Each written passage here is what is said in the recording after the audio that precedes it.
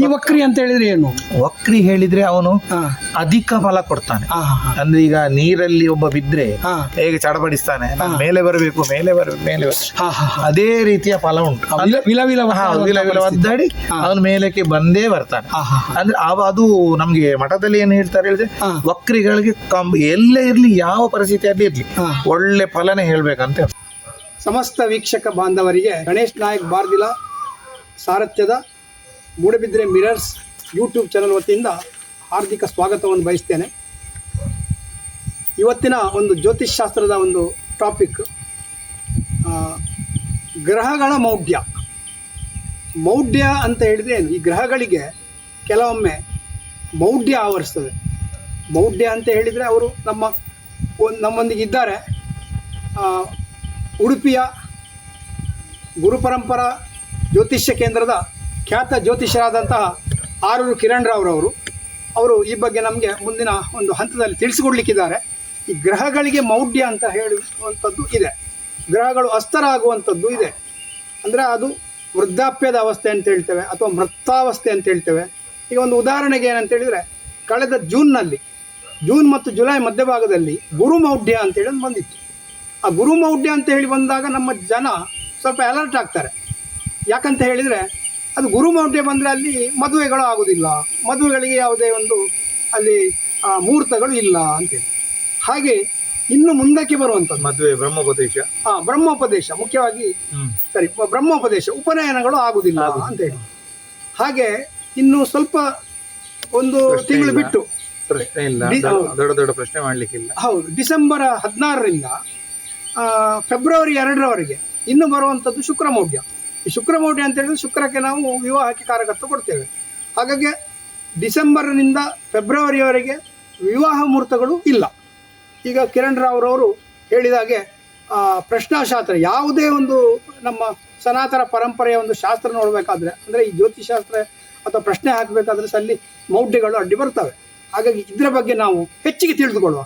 ಗ್ರಹಗಳ ಮೌಢ್ಯ ಅಂದರೆ ಏನು, ಗ್ರಹಗಳು ಅಸ್ತರ ಆಗುವುದು ಅಂತ ಹೇಳಿದರೆ ಏನು, ಆಮೇಲೆ ಅದರ ಒಟ್ಟಿಗೆ ಗ್ರಹಗಳು ವಕ್ರಿ ಆಗುವುದು ಇದೆ.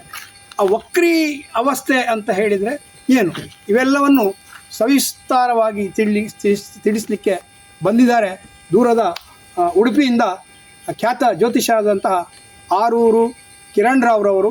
ಅವರನ್ನು ನಮ್ಮ ಯೂಟ್ಯೂಬ್ ಚಾನಲ್ ಪರವಾಗಿ ಹೃತ್ಪೂರ್ವಕವಾಗಿ ಸ್ವಾಗತಿಸಿದ್ದೇನೆ. ನಮಸ್ಕಾರ.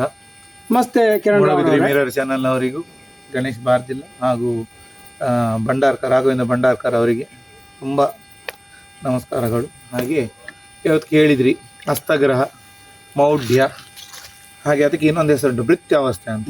ಗ್ರಹಗಳ ಭೃತ್ಯಾವಸ್ಥೆ ಅಂದರೆ ಈ ಗ್ರಹಗಳು ಸಂಚಾರದಲ್ಲಿ ಇಲ್ಲದೆ ಅವರು ಸ್ಟಬ್ ಅವ್ರನ್ನ ಅಲ್ಲಿ ಸ್ತಬ್ಧ ಅಲ್ಲಿ ನಿಂತದ್ದು ಹೇಳಿದ್ರೆ ಅದಕ್ಕೆ ನಾವು ಭೃತ್ಯಾವಸ್ಥೆ ಹೇಳ್ತೇವೆ. ಈಗ ಒಂದು ಮಗು ಹುಟ್ಟುವಾಗ ಯಾವುದೇ ಒಂದು ಲಗ್ನ ಇತ್ತು, ಒಂದು ಗ್ರಹ ಸೂರ್ಯನ ಅತಿ ಸಮೀಪ ಬಂದಾಗ ಒಂದು ಡಿಗ್ರೀಸ್ ಉಂಟು, ಅತಿ ಸಮೀಪ 8 ಡಿಗ್ರಿಯ ಒಳಗೆ ಅಲ್ಲಿ ಬರುವಾಗ ಆ ಗ್ರಹವು ಮೌಢ್ಯವನ್ನು ಪಡ್ಕೊಳ್ತದೆ. ಮೌಢ್ಯ ಹೇಳಿದ್ರೆ ಚಲನೆ ಇಲ್ಲ, ಏನೂ ಇಲ್ಲ, ಸ್ತಬ್ಧ.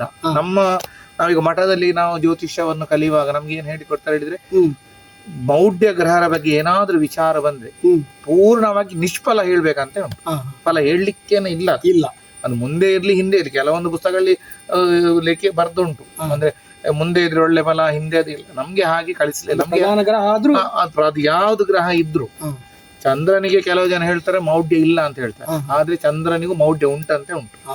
ಚಂದ್ರನಿಗೆ ಮೌಢ್ಯ ಆದ್ರೆ ಅಂದ್ರೆ ಅವನು ಯಾವ ರಾಶಿ ಅಧಿಪತಿ ಅದು ರಿಲೇಟೆಡ್, ಅದು ಮತ್ತೆ ಅದು ಬೇರೆ, ಭಾವದ ಅಧಿಪತಿ ಅದು ಬೇರೆ. ಚಂದ್ರ ಮೌಢ್ಯ ಆದ್ರೆ ಏನು ಫಲ ಅಂತ, ಚಂದ್ರನು ಮೌಢ್ಯ ಆದ್ರೆ ಮಾನಸಿಕವಾಗಿ ಹಿಂಸೆ, ಮನೆಯಲ್ಲಿ ಕೂತ್ಕೊಳ್ಳಿಕ್ಕೆ ಆಗುದಿಲ್ಲ, ತಾಯಿ ಸ್ಥಿರ ಇರುವುದಿಲ್ಲ ಮನೆಯಲ್ಲಿ. ಅಂದ್ರೆ ಚಂದ್ರ ಹೇಳಿದ ಮಾತೃಕಾರಕ, ಬುದ್ಧಿ ಮನಸ್ಸುಕಾರಕ, ಮನಸ್ಸು ಇರೋದು, ಇಂಥದೆಲ್ಲ ಸಂದರ್ಭಗಳು ನಡೀಬಹುದು. ಮತ್ತೆ ಇನ್ನೊಂದು ಏನು ಅಂತ ಹೇಳಿದ್ರೆ, ಯಾವ ಮೌಢ್ಯ ಗ್ರಹವು ಯಾವ ಜಾಗದಲ್ಲಿ ಹೋಗಿ ನಿಲ್ತಾನ ಅಲ್ಲಿ ಕೂಡ ಆ ತೊಂದರೆ ಮಾಡ್ತಾನಂತೆ ಭಾವ. ಅಲ್ಲಿಂದ ಎಲ್ಲಿಗೆ ದೃಷ್ಟಿ ಕೊಡ್ತಾನೆ ಅಲ್ಲಿಗೂ ಒಂದು ತೊಂದರೆ ಉಂಟಂತೆ. ಅಂದ್ರೆ ಬಲ ಕಡಿಮೆ ಮಾಡ್ತಾನೆ, ಮತ್ತೆ ಹೌದು ಅವನದ್ದು ಕಾರಕತ್ವ ಕೊಡ್ತಾನೆ, ಫಲ ಬಿಟ್ಟು ಏನಿಲ್ಲ, ನಿಷ್ಫಲ. ಮತ್ತೆ ಆಮೇಲೆ ನಿಮಗೆ ಚಂದ್ರ ಆಯ್ತು, ಆಮೇಲೆ ಕುಜ ಬರ್ತಾನೆ, ಇಂಗ್ಲಿಷ್ ಅಲ್ಲಿ ಮಾರ್ಸ್ ಗ್ರಹ ಅಂತ ನಾವು ಕರಿತೇವೆ. ರೆಡ್ ಪ್ಲಾನೆಟ್ ಅಂತ ಇನ್ನೊಂದು ಹೆಸರು ಉಂಟು, ಭೌಮ ಅಂತ ಉಂಟು, ಹೀಗೆ ತುಂಬಾ ಹೆಸರುಗಳು ಉಂಟು. ಹೌದು, ಏನಾಗ್ತಾ ಹೇಳಿದ್ರೆ ಕುಜ ಮೌಢ್ಯ. ಈಗ ಕುಜನ ಒಬ್ಬ ಮೌಢ್ಯ. ಹಾ. ಕುಜ ಮೌಢ್ಯ ಆದ ಕೂಡಲೇ ಆ ವ್ಯಕ್ತಿಗಳು ತುಂಬಾ ಜಾಗ್ರತೆ ಬೇಕು. ಯಾಕೆ ಹೇಳಿದ್ರೆ ಕುಜ ಹೇಳಿದ್ರೆ ಒಂದು ಪರಾಕ್ರಮಿ ಗ್ರಹ. ಶೌರ್ಯಕ್ಕೆ, ಗರ್ವಕ್ಕೆ, ಕಲಹಕ್ಕೆ ಎಲ್ಲವೂ ನಾವು ಕುಜನ ಬೆಂಕಿ ಅಂತ ಹೇಳ್ತೇವೆ, ಕರೆಂಟ್ ಅಂತ ಹೇಳ್ತೇವೆ, ಎಲೆಕ್ಟ್ರಿಸಿಟಿ ಅಂತ ಹೇಳ್ತೇವೆ. ನಾವು ಹೇಳ್ತೇವೆ ಒಂದು ಕುಜ ಮೌಢ್ಯ. ಅವನು ಎಲ್ಲಿ ಇದ್ದಾನೆ ಅಲ್ಲಿಯ, ನಾನು ಆಗ ಹೇಳಿದೆ ನಿಮ್ಗೆ ಭಾವಕ್ಕೆ ಒಂದು ನಾನು ಮಧ್ಯದಲ್ಲಿ ಹೇಳ್ತೇನೆ. ಈ ನೀವು ಮೌಢ್ಯದಲ್ಲಿ ಚಂದ್ರನಿಗೆ ಬಿಟ್ಟು ಅಂತ ಹೇಳಿದ್ರಿ, ಹಾಗಾದ್ರೆ ರವಿಗೆ ಸಹ ಮೌಢ್ಯ ಏನಾದ್ರು? ಇಲ್ಲ, ರವಿಗೆ ಮೌಢ್ಯ ಇಲ್ಲ. ರವಿಯಿಂದ ಎಲ್ಲವೂ ನಡೆಯುತ್ತೆ. ಆದ್ರೆ ರವಿ ಬಿಟ್ಟು ಉಳಿದ ಎಲ್ಲರಿಗೆ ಮೌಢ್ಯ ಉಂಟು. ಕೆಲವು ಜನರದು ಅಪವಾದ ಉಂಟು, ಚಂದ್ರನಿಗೆ ಇಲ್ಲ ಅಂತ ತುಂಬಾ ಜನ ಹೇಳುವವರಿದ್ದಾರೆ. ಬಟ್ ಕೆಲವುದ್ರಲ್ಲಿ ಅಧ್ಯಯನ ಮಾಡಿದ್ರಲ್ಲಿ ಚಂದ್ರನಿಗೂ ಮೌಢ್ಯ ಉಂಟು ಅಂತ ಉಂಟು. ಈಗ ನೀವು ಕುಜನ ಬಗ್ಗೆ ಹೇಳಿದ್ರಿ, ಕುಜನ ಬಗ್ಗೆ ಅದೇ ಕುಜನ ಬಗ್ಗೆ ಕುಜ ಮೌಢ್ಯ ಆದ್ರೆ ಈ ರಕ್ತಕ್ಕೆ ಸಂಬಂಧಪಟ್ಟ ತೊಂದರೆಗಳು ಬರಬಹುದು, ಅಣ್ಣ ತಮ್ಮಂದಿರಿಂದ ತೊಂದರೆ ಬರಬಹುದು, ಸಹೋದರಿಂದ ಭೂಮಿಕಾರಕ ಭೂಮಿಯಿಂದ ತೊಂದರೆ ಬರಬಹುದು, ಆಮೇಲೆ ಆಕ್ಸಿಡೆಂಟ್ಸ್ ಅನಿರೀಕ್ಷಿತ ಅಪಘಾತಗಳು ಸಂಭವಿಸಬಹುದು. ಮತ್ತೆ ನಾವು ಈ ಕಾಲು ಅಂತ ಹೇಳ್ತೇವೆ, ಎಲುಬು, ಕರೆಕ್ಟ್, ಬೋನ್ ಮ್ಯಾರೋ ಅಂತ ಹೇಳ್ತಾರೆ, ಅದ್ರ ಒಳಗೆ ಒಂದು ಪದಾರ್ಥ ಇದೆ, ಅಸ್ಥಿ, ಅದಕ್ಕೆ ತೊಂದರೆ ಕೂಡ ಆಗ್ಬಹುದು. ಯಾವ್ದ್ರಿಂದ ಯಾವಾಗ ರೋಗ ಬರ್ತದಂತ ಹೇಳಲಿಕ್ಕೆ ನಾವು ಸಾಧ್ಯ ಇಲ್ಲ. ಆದ್ರಿಂದ ಕುಜ ಮೌಢ್ಯ ಆದ್ರೆ ತುಂಬಾ ಜಾಗ್ರತೆ ಬೇಕು. ಈ ಕುಜ ಮೌಢ್ಯ ಅಂತ ಹೇಳಿ ನೀವು ಸಹೋದರತ್ವ ಕುಜನಿಗೆ 3 ದೃಷ್ಟಿ ಉಂಟು, 4, 7, 8. ಈಗ ಅವನು ಸಪ್ತಮ ಭಾವದಲ್ಲಿ ನಿಂತ್ರೆ 4ಕ್ಕೆ ದೃಷ್ಟಿ ಕೊಡ್ತಾನೆ, 8ಕ್ಕೂ ದೃಷ್ಟಿ ಕೊಡ್ತಾನೆ, ನೇರ 7ರನ್ನು ಸಹ ನೋಡ್ತಾನೆ ನಿಂತ ಜಾಗದಿಂದ. ಸರಿಯಲ್ಲ, ವಿಶೇಷ ದೃಷ್ಟಿ ಕುಜನ ವಿಶೇಷ ದೃಷ್ಟಿ ಉಂಟು. ಈ 3 ಭಾವಗಳಿಗೂ ಅವನು ಸ್ವಲ್ಪ ತೊಂದರೆಯನ್ನು ಉಂಟು ಮಾಡ್ತಾನೆ. ಅಂದ್ರೆ ಯಾವುದೇ ಒಂದು ಜಾತಕದವರು ಇಂಥದ್ದೊಂದು ಪರಿಸ್ಥಿತಿ ಇದ್ರೆ ಅವರು ಅದನ್ನು ಸ್ವಲ್ಪ ಗಮನದಲ್ಲಿ ಇಟ್ಕೊಂಡು ಆ ಒಂದು 3 ಭಾವದ ವಿಷಯದಲ್ಲಿ ಮತ್ತೆ ಕುಜನ ವಿಷಯದಲ್ಲಿ ತುಂಬಾ ಜಾಗೃತೆ ವಹಿಸಿ ಮುಂದೆ ಹೋಗ್ಬೇಕು. ನನ್ನ ಪರ್ಸನಲ್ ಮತ್ತೆ ನಾನು ಗುರುಗಳ ಹತ್ರ ಕಲ್ತದ್ದು. ಹಾಗೆ ನೆಕ್ಸ್ಟ್ ಒಂದು ಗ್ರಹ ಈಗ ಕುಜ, ನೀವು ಈ ರೀತಿ ಅಂತ ಹೇಳಿದ್ರಿ, ಈ ಮೌಢ್ಯಾವಸ್ಥೆಗೆ ಬಂದ್ರೆ ಅಂತ ಹೇಳಿ, ಈ ಮೌಢ್ಯತೆ ಅಂತ ಏನಂತ ಹೇಳಿದ್ರಿ, ಈ ಕುಜ ಗುರು ಇದು ನಿಮ್ಮ ಪ್ರಧಾನ ಗ್ರಹವಾದ ಸೂರ್ಯನಿಗೆ ಸುತ್ತು ಬರ್ಲಿಕ್ಕೆ ಸಾಧಾರಣ ಎಷ್ಟು ದಿವಸ ತಗೊಳ್ತಾನೆ? ಅಂದ್ರೆ ಒಂದು ಸಾಧಾರಣ ಮಟ್ಟ ಒಂದು ತಿಂಗಳು ತಗೊಳ್ತಾನೆ. ಈ 1 ತಿಂಗಳ ಮಧ್ಯದಲ್ಲಿ ಇಂಥದ್ದೊಂದು ಮೌಢ್ಯತೆ ಬರ್ತದೆ. ಈ ಮೌಢ್ಯತೆ ಯಾವಾಗ ಬರ್ತದೆ ಅಂತ ಹೇಳಿದ್ರೆ, ಈಗ ಅದು ಆಗಾಗ ಬರ್ತದ? ಇಲ್ಲ, ಅದು ಹೇಗೆ ಅಂತ ನಮ್ಮ ಒಂದು ಅದು ಅವನು ಸೂರ್ಯನ ಹತ್ತಿರ ಯಾವಾಗ ಪ್ರವೇಶ ಆಗ್ತಾನೆ ಆವಾಗ ಬರ್ತದೆ. ಅಂದ್ರೆ ಅಲ್ಲಿ ಬೆಂಕಿ ಅದನ್ನು ತಡ್ಕೊಳ್ಳಿಕ್ಕೆ ಆಗುದಿಲ್ಲ, ಅವನ ಚಲನೆ ಇರುವುದಿಲ್ಲ, ಸ್ತಬ್ಧ ಮಾತ್ರ ಆಗ್ತಾನ, ಅವ ರಿಟರ್ನ್ ಹೋಗ್ತಾನ, ಅದು ಹೇಳಲಿಕ್ಕೆ ಸಾಧ್ಯ ಇಲ್ಲ. ಕೆಲವೊಮ್ಮೆ ವಕ್ರಿ ಆಗ್ಲಿಕ್ಕೂ ಚಾನ್ಸಸ್ ಉಂಟು, ಇಲ್ಲ ಅಂತ ನಾವು ಅದನ್ನು ಹೇಳಲಿಕ್ಕೆ ಆಗುದಿಲ್ಲ. ಈ ವಕ್ರಿ ಅಂತ ಹೇಳಿದ್ರೆ ಏನು? ವಕ್ರಿ ಹೇಳಿದ್ರೆ ಅವನು ಅಧಿಕ ಫಲ ಕೊಡ್ತಾನೆ. ಅಂದ್ರೆ ಈಗ ನೀರಲ್ಲಿ ಒಬ್ಬ ಬಿದ್ರೆ ಹೇಗೆ ಚಡಪಡಿಸ್ತಾನೆ, ಮೇಲೆ ಬರಬೇಕು, ಅದೇ ರೀತಿಯ ಫಲ ಉಂಟು. ಒದ್ದಾಡಿ ಅವನ ಮೇಲಕ್ಕೆ ಬಂದೇ ಬರ್ತಾನೆ.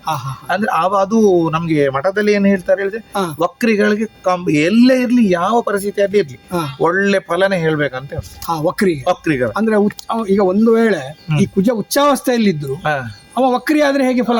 ಒಳ್ಳೆ ಫಲವೇ ಹೇಳ್ಬೇಕು, ಒಳ್ಳೆ ಫಲ. ಅವನು ನೀಚನಾದ್ರೂ ಒಳ್ಳೆ ಫಲವೇ ಹೇಳ್ಬೇಕು. ನೀಚ ಉಚ್ಚ ಆಗ್ಲಿ ಇಲ್ಲ, ಅದು ಯಾವುದಿಲ್ಲ. ಕೆಲವೊಂದು ಪುಸ್ತಕದಲ್ಲಿ ಅದು ಬರ್ದದುಂಟು. ಅಂದ್ರೆ ಈ ನೀಚನಾಗಿ ಕುಜ ವಕ್ರಿ ಆದ್ರೆ ಒಳ್ಳೆ ಫಲ ಕೊಡ್ತಾನೆ, ಉಚ್ಚನಾಗಿ ಇದಾದ್ರೆ ಒಳ್ಳೆ ಫಲ ಆದ್ರೆ ಒಳ್ಳೆ ಫಲ. ಆಕ್ಚುಲಿ ಇಲ್ಲ, ನಾನು ಅದನ್ನ ಅಧ್ಯಯನ ಮಾಡಿದ್ದೆ. ವಕ್ರಿ ಅಂತ ಹೇಳಿದ್ರೆ ಯಾವ ಜಾಗದಲ್ಲಿ ಅವನು ಒಳ್ಳೆ ಫಲವನ್ನೇ ಕೊಡ್ತಾನೆ. ಇದು ಒಂದು ತುಂಬಾ ಖುಷಿ ಆಯ್ತು. ಯಾಕಂದ್ರೆ ಇವತ್ತು ನಮ್ಮ ಈ ಚಾನೆಲ್ ನೋಡುವವರು ಎಷ್ಟೋ ಜ್ಯೋತಿಷಿಗಳು ಸಹ ಇರ್ಬೋದು, ಕಲಿಯುವಂತ ಒಂದು ವಿದ್ಯಾರ್ಥಿಗಳು ಇರ್ಬೋದು. ಯಾಕಂದ್ರೆ ನಿಮ್ಮಿಂದ ಒಂದು ಒಳ್ಳೆ ಇದು ಹೋಗ್ತದೆ. ಯಾಕಂದ್ರೆ ನೀವು ಕಲ್ತ ವಿದ್ಯೆ ಅದನ್ನು ಅಧ್ಯಯನ ಮಾಡಿದ್ದು ಅದು 2 ಸರಿ, ಅದು ನೀಚ ಆಗ್ಲಿ ಅಥವಾ ಒಳ್ಳೆ ಸ್ಥಿತಿಯಲ್ಲಿ ಇರ್ಲಿ, ಅದು ಒಳ್ಳೆ ಫಲವನ್ನೇ ಕೊಡ್ತಾನೆ ಅಂತ ಹೇಳಿದ್ರಿ. ಅದು ನಿಜವಾಗಿ ನಮ್ಮ ಮನಸ್ಸಿನ ಗಮನದಲ್ಲಿ ಇಟ್ಕೊಳ್ಬೇಕು. ಆಗ ಕುಜನಿಂದ ನೆಕ್ಸ್ಟ್ ಬುಧ ಅಂದ್ರೆ ಯಾರು? ಬುಧ ಹೇಳಿದ್ರೆ ಈಗ ನಾವು ದೇವರ ಮುಖಾಂತರ ನೋಡಿದ್ರೆ ಮರ್ಕ್ಯುರಿ ಅಂತ ಹೇಳ್ತೇವೆ ನಾವು ಇಂಗ್ಲಿಷ್ ಅಲ್ಲಿ. ಬುಧ ಗ್ರಹ ಪಚ್ಚೆ ಗ್ರಹ, ಗ್ರೀನ್ ಕಲರ್ಡ್ ಪ್ಲಾನೆಟ್ ಅಂತ ಹೇಳ್ತೇವೆ. ಅತಿ ಸಮೀಪ ಇರುವಂತದ್ದು ಯಾರಿಗೆ? ಸೂರ್ಯನಿಗೆ. ಸೂರ್ಯನ ಮಗ ಅಂತ ಹೇಳ್ತೇವೆ ನಾವು ಅವನನ್ನು. ಅತಿ ಸಮೀಪ ಅವನು ಮತ್ತೆ ಶುಕ್ರನ ಅತಿ ಸಮೀಪ ಇರುವ ಗ್ರಹಗಳು. ಈಗ ಜಾತಕ ಕುಂಡಲಿಯಲ್ಲಿ ಸಹ ರವಿ ಬುಧ ಒಟ್ಟಿಗೆ ಇರ್ತಾರ? ಹೆಚ್ಚಿನ ಅವರು ಜಾಸ್ತಿಯಾಗಿ ಒಟ್ಟೊಟ್ಟಿಗೆ ಮತ್ತೆ ಬುಧ ಮತ್ತೆ ರವಿಯು ಕೆಲವೊಮ್ಮೆ ಒಂದು ಯೋಗವನ್ನು ಕ್ರಿಯೇಟ್ ಮಾಡ್ತಾರೆ. ಅದಕ್ಕೆ ನಿಪುಣ ಯೋಗ ಅಂತ ಹೇಳ್ತಾರೆ. ಬುಧಾದಿತ್ಯ ಯೋಗ ಅಂದ್ರೆ ಆ ಯೋಗ ಬಂದ್ರೆ ವ್ಯಕ್ತಿ ತುಂಬಾ ಬುದ್ಧಿವಂತ. ಅಂದ್ರೆ ಪ್ಲೇಸ್ಮೆಂಟ್ ಸರಿ ಇರ್ಬೇಕು ಹೌದೌದು. ಬುಧನದು. ಶತ್ರು ಕ್ಷೇತ್ರದಲ್ಲಿ ನಾವು ಅಷ್ಟು ಹೇಳಲಿಕ್ಕೆ ಆಗುದಿಲ್ಲ, ನೀಚತ್ವದಲ್ಲಿ ಇದ್ರೆ ಅಷ್ಟು ನಾವು ಹೇಳಲಿಕ್ಕೆ ಆಗುದಿಲ್ಲ. ಇಲ್ಲಿ ಸಹ ಮೌಢ್ಯ ಅಡ್ಡಿ ಬರ್ತದ. ಹೌದು, ಮೌಢ್ಯ ಬರ್ತದೆ. ಅವನು ಅತ್ಯಂತ ಸಮೀಪ ಆದ್ರೆ ಮೌಢ್ಯ ಆಗ್ತದೆ. ಸಾಧಾರಣ ಎಷ್ಟು ಡಿಗ್ರಿ ವಯಸ್ಸು ನೋಡುದು? 8 ಡಿಗ್ರಿಯಿಂದ ಒಳಗೆ ಬಂದ ಕೂಡಲೇ ಮೌಢ್ಯ ಆಗ್ತಾನೆ. 8 ಡಿಗ್ರಿ ಸೂರ್ಯನಿಂದ ಒಳಗೆ ಬರೋದು. ಅದು ಬುಧನಿಗೂ ಅನ್ವಯಿಸ್ತದ? ಬುಧನಿಗೂ ಈಗ ಬುಧನಿಗಿಂತ ಸೂರ್ಯ ಮುಂದೆ ಇದ್ದ, ಸೂರ್ಯನಿಂದ ಬುಧ ಮುಂದೆ ಇರುವುದು. ಹೌದು, ಅದು ಎರಡೂ ಅನ್ವಯಿಸ್ತದೆ ಮೌಢ್ಯಕ್ಕೆ. ಮೌಢ್ಯ ಅಂದ್ರೆ ತಾಯಿಯ ಸಂಬಂಧದಿಂದ ತೊಂದರೆ ಅಂತ ಉಂಟು. ತಾಯಿಯ ಸಂಬಂಧದಿಂದ ತೊಂದರೆ ಅಂತ ಉಂಟು. ಮಾವ ವಿರುದ್ಧ ಆಗ್ತಾನಂತೆ ಉಂಟು. ಮೌಢ್ಯ ಮಾವ ವಿರುದ್ಧ ಆಗ್ತಾನೆ. ಈಗ ನಾವು ಕೆಲವೊಂದು ಜಾತಕದಲ್ಲಿ ಹೇಳಿ ಮದ್ವೆ ಭಟ್ರೆ ನಿಮ್ಗೆ ಮದ್ವೆ, ನಮ್ಮ ಮಗಳಿಗೆ ಮದ್ವೆ ಆಗ ಆಗ ನಾವು ನೋಡ್ತೇವೆ ಜಾತಕದಲ್ಲಿ ಬುಧ ಮಾಡಿ ಮತ್ತೆ ಇಲ್ಲಿ ಪ್ರಶ್ನೆ ನಿಮ್ಮ ಮಾವನಿಂದ ಅದು ತಪ್ಪಿ ಹೋಗಿ, ಮಾವ ಅಂದ್ರೆ ಸೋದರ ಮಾವ, ತಾಯಿಯ ಅಣ್ಣ ತಮ್ಮ ಯಾರು ಇರ್ಬೋದು, ಹಾಗೆ ತಪ್ಪಿ ಹೋಗಿದೆ. ಮತ್ತೆ ನರಗಳ ದೌರ್ಬಲ್ಯ ಬರ್ತದೆ. ಅದು ಬಂಧು ಮಿತ್ರರು ಬರ್ತಾರಲ್ಲಿ. ಬಂಧು ಮಿತ್ರರು ಫ್ರೆಂಡ್ಶಿಪ್ ಕೂಡ ಬುಧ ಅಧಿಪತಿ ಬರ್ತಾನೆ. ಮೋಸಕ್ಕೂ ಅವನೇ ಕಾರಕ. ಅವನ ಕಾರಕ ಏನೇನುಂಟು ಅದಕ್ಕೆಲ್ಲ ತೊಂದರೆಗಳು ಕೊಡ್ತದೆ, ಅಡ್ಡಿ ಆತಂಕ ಆಗ್ತದೆ. ಮತ್ತೆ ಇನ್ನೊಂದು ಎಂತ ಹೇಳಿದ್ರೆ, ಈಗ ಈ ಬುಧ ಮೌಢ್ಯ ಆದ್ರೆ ನರಗಳ ತೊಂದರೆ ಬರ್ತದೆ. ತಾಯಿಗೆ ಹುಷಾರಿಲ್ಲದೆ ಇರ್ಬೋದು. ಮತ್ತೆ ಬುಧ ಮೌಢ್ಯ ಆದ ವ್ಯಕ್ತಿಗಳು ಮಾತಾಡುವಾಗ ಬೇರೆಯವರ ಹತ್ರ ತುಂಬಾ ಜಾಗೃತಿ ಬೇಕು. ಯಾಕೆ ಹೇಳಿದ್ರೆ ಒಳ್ಳೇದಕ್ಕೆ ನೀವು ಹೇಳಿರ್ಬೋದು, ಮತ್ತೆ ಅದು ಕೆಟ್ಟದಾಗಿ ಪರಿಣಾಮಿಸಿ ಏನೇನು ಅದಕ್ಕೆಲ್ಲ ಸೇರಿಸಿ ಅದು ದೊಡ್ಡ ಪ್ರಾಬ್ಲಮ್ ಆಗಲಿಕ್ಕೆ ಸಾಧ್ಯತೆ. ಇದೆಲ್ಲ ಬುಧನ ಕಾರಕಗಳಿಂದ ಬರುವಂತದ್ದು. ಅಂದ್ರೆ ಅವರು ಸೌಮ್ಯ ಗ್ರಹಗಳಾದ್ರು, ಹೌದು, ಅವರು ಶುಭ ಗ್ರಹಗಳಾದ್ರು, ಮೌಢ್ಯ ಹೇಳಿದ ಫಲವೇ ಮೌಢ್ಯ ಅಂತ ಹೇಳಿದ ತಕ್ಷಣ ಅತ್ಯಂತ ನೀಚ ಫಲ ಅಂತ ವಿರುದ್ಧ ಫಲ ಕೊಡ್ತಾರೆ. ಅಂದ್ರೆ ಬುಧ ಎಲ್ಲಿಗೆ ಬರ್ತಾರೆ ಅಂತ ಹೇಳಿದ್ರೆ ನೀವು ಹೇಳಿದಾಗೆ ಬಂಧು ಮಿತ್ರರು, ಮಾವಂದಿರು, ಮತ್ತೆ ನಿಮ್ಗೆ ಆರೋಗ್ಯದಲ್ಲಿ ನರಬಾಧೆ, ಜ್ವರ, ಮತ್ತೆ ನಿಮ್ಗೆ ಸೋದರ ಮಾವ, ಹೀಗೆ ಚರ್ಮ ರೋಗ, ಇಂಥದಕ್ಕೆಲ್ಲ ಅವನ ಅಧಿಪತಿ. ಅದೆಲ್ಲ ಇನ್ನು ತುಂಬಾ ಉಂಟು, ದೊಡ್ಡ ಲಿಸ್ಟ್ ಉಂಟು ಕಾರಕ. ಅದಕ್ಕೆ ತೊಂದರೆ ನಮ್ಮ ವೀಕ್ಷಕ ಬಾಂಧವರು ಅರ್ಥ ಮಾಡಿಕೊಳ್ತಾರೆ ಅಂತ ಎಣಿಸ್ತೇನೆ. ಅಂದ್ರೆ ಇನ್ನು ನಾವು ಎಪಿಸೋಡ್ ಮಾಡ್ತೇವೆ, ಇದರಲ್ಲಿ ಡಿಬೇಟ್ ಮಾಡ್ತೇವೆ. ಅದು ಈಗ ಸಾಧಾರಣ ಮಟ್ಟಿಗೆ ಒಂದು ನಾಲೆಜ್ ಅನ್ನು ನಮ್ಮ ಕಿರಣ್ ರಾವ್ ಅವರು ಕೊಡ್ತಾ ಇದ್ದಾರೆ. ತುಂಬಾ ಚಂದವಾಗಿ ನಮ್ಮ ವೀಕ್ಷಕ ಬಂಧುಗಳಿಗೆ ಹೇಳಿದ್ದೀರಿ. ಮುಂದಿನ ಇದರಲ್ಲಿ ಇನ್ನಷ್ಟು ಹಲವು ವಿಚಾರಗಳನ್ನು ನಾವು ಹೊತ್ತುಕೊಂಡು ತಮ್ಮ ಎದುರಿಗೆ ಬರಲಿಕ್ಕಿದ್ದೇವೆ. ಇಷ್ಟು ಹೊತ್ತು ತುಂಬಾ ತಾಳ್ಮೆಯಿಂದ ನಾವು ಕೇಳಿದ ಪ್ರಶ್ನೆಗಳಿಗೆ ತುಂಬಾ ಖುಷಿಯಿಂದ ತುಂಬಾ ವಿಸ್ತಾರವಾಗಿ ನಮಗೆ ಉತ್ತರ ಕೊಟ್ಟಿದ್ದೀರಿ. ಪೂರ್ವಕ ಧನ್ಯವಾದಗಳು. ನಮ್ಮ